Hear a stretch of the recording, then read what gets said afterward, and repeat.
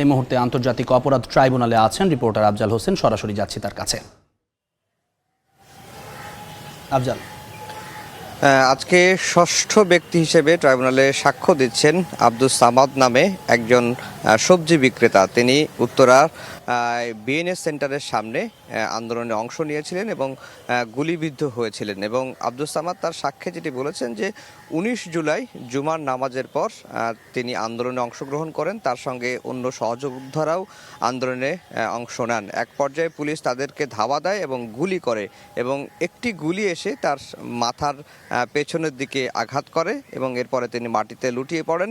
এবং এরপর তার সহযোদ্ধারা তাকে উত্তরার একটি ক্লিনিকে নিয়ে যায় এবং সেই ক্লিনিক থেকে তাকে আবার উত্তরা আধুনিক মেডিকেল যে হাসপাতাল রয়েছে, যেটি উত্তরা মেডিকেল নামে, বাংলাদেশ মেডিকেল নামে পরিচিত, সেখানে নিয়ে যায়। এবং সেখানে নিয়ে যাওয়ার পরে পরিস্থিতি যখন খুব খারাপের দিকে যেতে থাকে, তখন তাকে আবার ঢাকা মেডিকেলে পাঠানো হয়। ঢাকা মেডিকেলে আনার পরে বেশ কয়েকদিন তিনি সেখানেই ছিলেন, কিন্তু আব্দুস সামাদ যিনি সাক্ষ্য দিচ্ছেন তিনি ট্রাইব্যুনালকে জানিয়েছেন যে ঢাকা মেডিকেলে তিনি সুচিকিৎসা পাননি। এর এক পর্যায়ে তিনি রিলিজ নিয়ে তাকে রিলিজ দেওয়া হয় এবং তিনি বাসায় চলে যান। এবং ডাক্তাররা তাকে বলেন যে মাথায় ছোট গুলি লেগেছে এবং সেটি ওষুধ খেলেই ভালো হয়ে যাবে।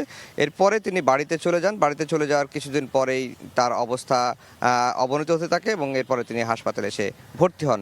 এখন পর্যন্ত এটুকুই তিনি সাক্ষ্য দিয়েছেন। এখন তার সাক্ষ্য আরও চলছে।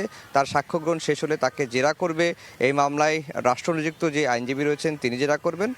এবং এরপরে আজকে আরও 3 জনের সাক্ষ্য নেওয়ার কথা রয়েছে। যদি আদালতের নির্ধারিত সময়ের মধ্যে সেটি সম্ভব হয় তাহলে সেটি নেওয়া হবে এবং আরও 3 জন সাক্ষীকে প্রস্তুত করে রাখা হয়েছে।